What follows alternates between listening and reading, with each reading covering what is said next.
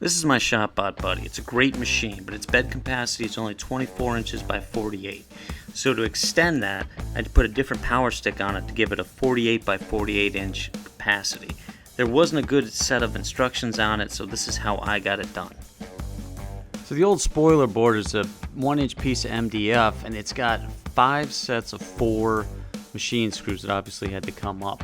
And those things sit in these little dogs that kind of ride up and down the aluminum track there. And you're going to need to pull those out and save those because you're going to need them to mount the new one. The guide rollers on the left side have these dust covers on them, they all do. But I took those off so I could see what I was doing. And then I knew that I had to get underneath and remove the bearings or the guide rollers on the right side.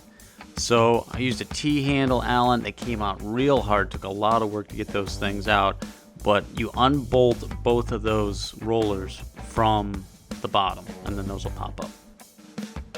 So then installing the new power stick is pretty easy. You just have to get it snapped in between that pinion gear and the roller. So you kind of angle it in, and then it'll sit down. And then you just got to make sure that the rack is aligned with the pinion, and then it starts to glide right away. There is a stop built in that needs to face on the right-hand side. That's so the power stick can't go too far.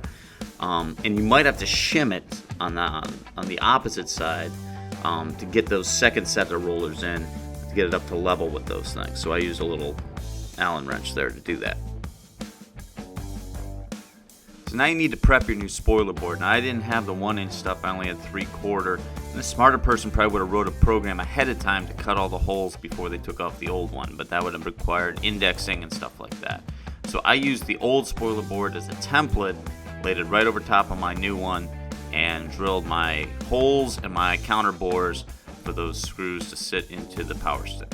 So now it comes the hard part. So you got to put these things on the bottom, right, so they can slide into the track. And you got to prep them ahead of time, and you do have to make sure that the right side is facing up. I put them in backwards the first time, and nothing fits, and it'll bind. So that tapered part has to face down. That counter bore is critical to getting them down to the right height. I lubed up the track with silicone to try to make things slide well. And then with the board sitting on top of the power stick, I slid the whole thing down, each time aligning all 4 of those with the track and then shoving it down. Like I said, maybe putting them in the track ahead of time could have worked, but again, I tried it and I couldn't keep things aligned. So this was my method. Maybe they have a better one at the factory, but that's what worked. Then once you secure those all down, now you have your spoiler board. Obviously I stacked another one over top of it because this one kind of drooped a little bit.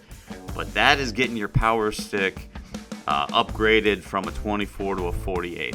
Hopefully that was helpful to somebody. All right, thanks for watching.